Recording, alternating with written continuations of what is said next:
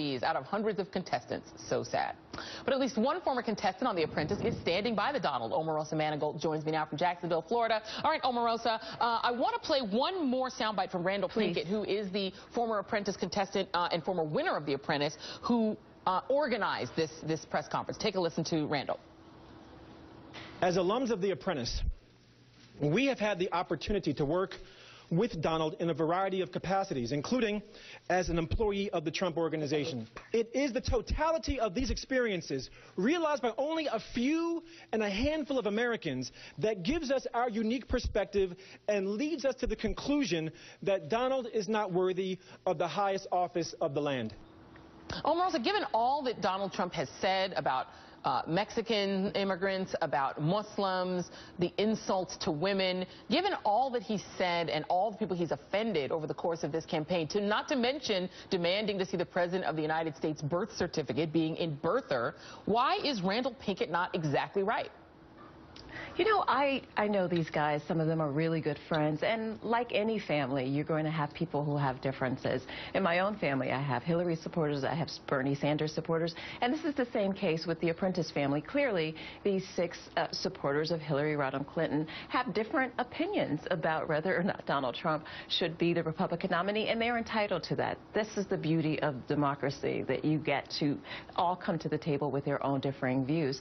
But I stand with Donald Trump because I know that he has an incredible vision for this country, and he will indeed make America great, not just for this group or that group, but for everyone. Well, Omarosa, I mean, and I get it, and you are a campaign surrogate, and I understand that you're supporting him, but this isn't just like a casual disagreement.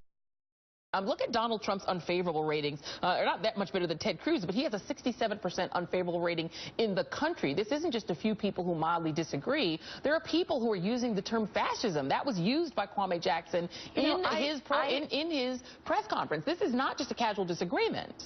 God bless Kwame Jackson, but it was really hard to watch him on the news. I mean, you talk about somebody holding a grudge for 13 years because he wasn't selected to be the Apprentice. One of the things that I'd like to say is it's important to understand, like I said, if they want to support Hillary Rodham Clinton, that's fine. They're entitled to that. And it's obvious that because they are on the Democratic side, it's very convenient that their timing, here we are in April. You know, Donald announced last year in June, if they were really concerned, if they were really concerned about Donald Trump becoming the nominee, why wait for now? Why wait until April when he's on the cusp of becoming the Republican nominee? If they were really genuine about their concern, we're in April. Well, no, but and first they're of all, just coming out. So you have to question why waiting. If they were so incredibly passionate about stopping Trump, they waited a long time, and it's very convenient their timing. I will ask one of them. I will ask one of them in a minute, but just give me 1 second because we have a limited amount of time. Because the idea, first of all, on the timing, I will certainly ask one of your former colleagues about that issue. However, I want to get with you to the substance of their concerns. You have Donald Trump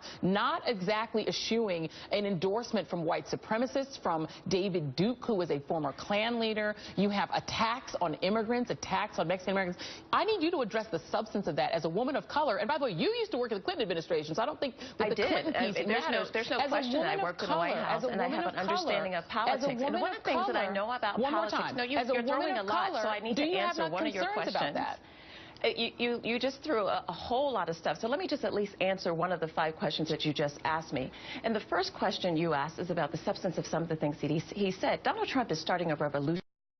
It's going to make a lot of people uncomfortable, okay? And he's trying to change the way this system is so completely broken for Americans. There are people, 8 million people, in fact, who exercise their right to vote, and they voted for Donald Trump. And they're from all different backgrounds, race, creeds, and religion. And so I have to debunk this myth that Donald Trump does not have broad support across different races, religion, and gender, because those 8 million people are some of the most diverse Americans in this country. Well, you know that the Republican primaries so far have been more than 90% white. They have not been diverse. Well, of course, that's the tradition of a Republican primary. Why are we making this as if that's some indictment against Donald Trump? That's been the tradition of this party. Religions are but how is that an indictment towards Donald Trump?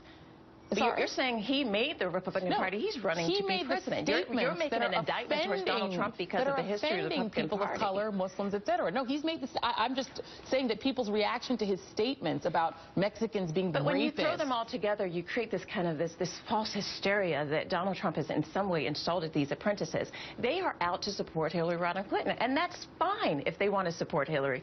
But to come and say because of their coming against Donald Trump as Democrats, which they're very, very much entitled to do, is going to in some way undermine the movement that started with Donald Trump. It's not.